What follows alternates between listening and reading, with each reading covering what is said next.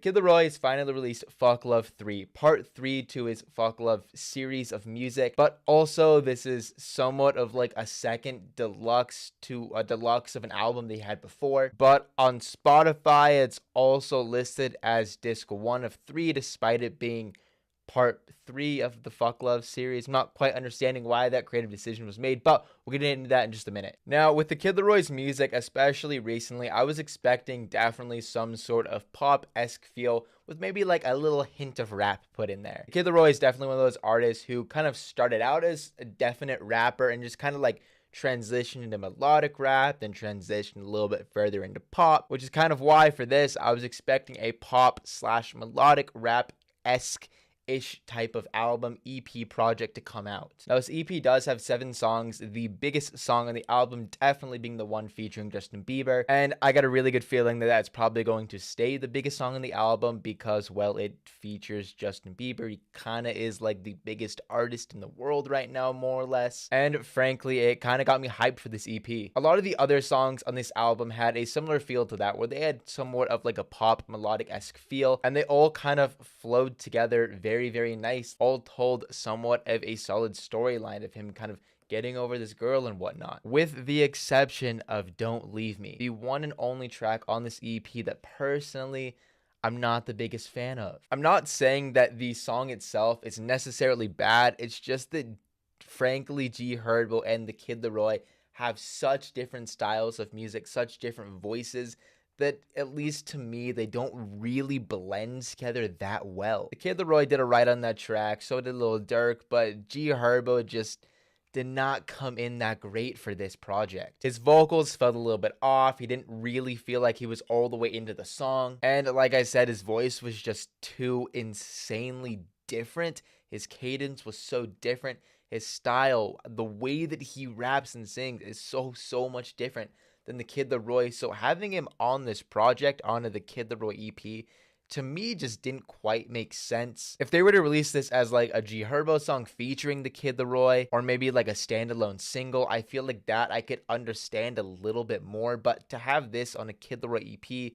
at least to me, it felt like it just kind of broke the whole flow of the EP. Other than that, I enjoyed pretty much everything else. That was really the only complaint that it had with the EP. All of the other features came in hot. Polo G and Stunna Gambino were definitely fantastic decisions onto the Kid Laroi project because they have similar styles, similar voices, similar cadences to the Kid Laroi, so it kind of flows together really well. Same thing with the Justin Bieber feature. It just kind of made sense, especially because the Kid Laroi, in a way, is almost like a young Justin Bieber. Not really at all, but kind of, if that makes sense. Kind of got that whole like teenage heartthrob type of feel that girls just love. But the difference with the Kid Laroi is that I feel like he's able to appeal to a male audience better than Justin Bieber did in his youth. And then the Mustard feature, also somewhat of an interesting choice, just because Mustard, I feel like, is a little bit different of an artist, but it was still done fairly well. Now this EP is definitely very short, and frankly I feel like the length of the EP made it moderately underwhelming for me. The fact there's only 7 songs really kept me wanting more.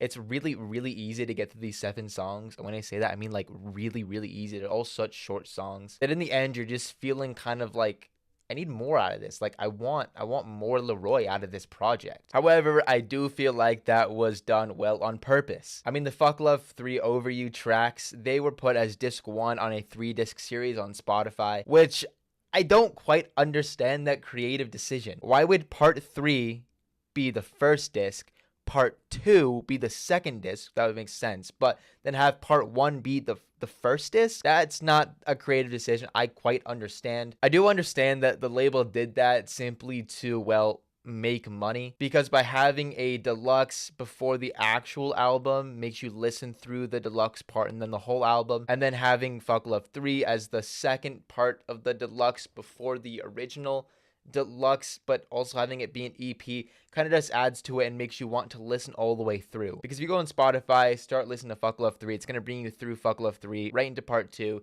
and then right into the original Fuck Love album. And ultimately, that's just to get you to listen to more of the original songs, which I understand. Labels gotta make money, artists gotta make money, it makes sense. But it just kind of bothers me that they kind of did it backwards, how it's 3, 2, 1 and not 1, 2, 3. That's just kind of a creative artistic choice that I don't necessarily agree with. I understand why they did it, like I said, but it's just kind of weird to me. Now, this EP is something that as a whole I enjoyed. It wasn't anything super crazy, but I definitely enjoyed it.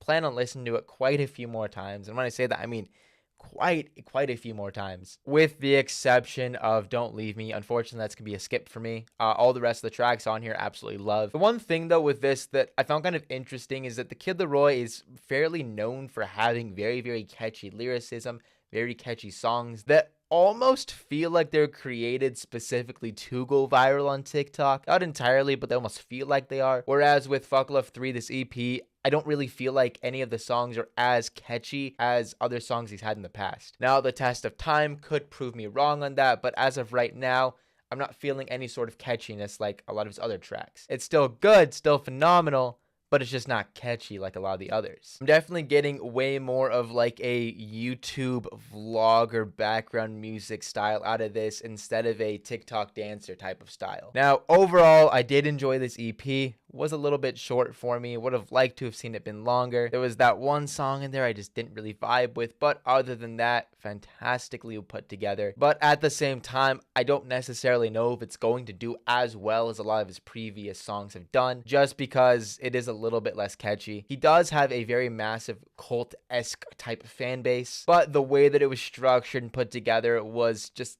a tad bit different than how he's previously put music together. So I'm very curious on how this EP is going to actually do long term, and if it's going to get as many plays or even close to as many plays as his past two projects. But ultimately, well, we will find out. Now, to close this off, remember, this is just my opinion. Do not take anything that I said too serious, but ultimately hope you guys did enjoy my review / my thoughts on Fuck Love 3. And with all that said, let me know what your thoughts of this project are down below. Once you're done that, make sure to also join my Discord server, link in the description. It's a vibe in there and you do not want to miss out. Subscribe to the channel so you don't miss out on any of the future videos that I post. And if you did stay till the end of this video, chances are you enjoy the rest of the videos that I make. So you should go on Chloe's playlist popping up on screen and go and binge some of my content. I specifically recommend this playlist because this is the playlist of all of my The Kid Laroi videos.